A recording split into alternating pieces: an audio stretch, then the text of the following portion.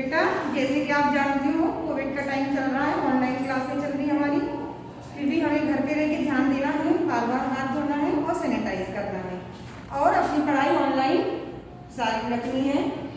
आज का जो हमारा टॉपिक है मुरक्कब अल्फाज, ठीक है, ये भी कवायद का ही पार्ट है थर्ड, जिसमें मैं आपको ये अल्फाज पढ़ती हूँ जैसे घोड़ा, गाड़ी, डाकघर, पंच, चक्की। इन सब जो ये अल्फाज दिए हुए हैं इसमें आप ध्यान दो, दो अल्फाज बने हैं, इबादत खाना, शीश महल, घोड़ सवार, दो अल्फाज जुड़े हुए हैं, ध्यान दो इस पे। हर एक मिसाल में दो अल्फाज आए हैं और दोनों के अपने मानी हैं। घोड़ा गाड़ी में घोड़ा एक जानवर और गाड़ी एक शख्स, एक खास चीज है।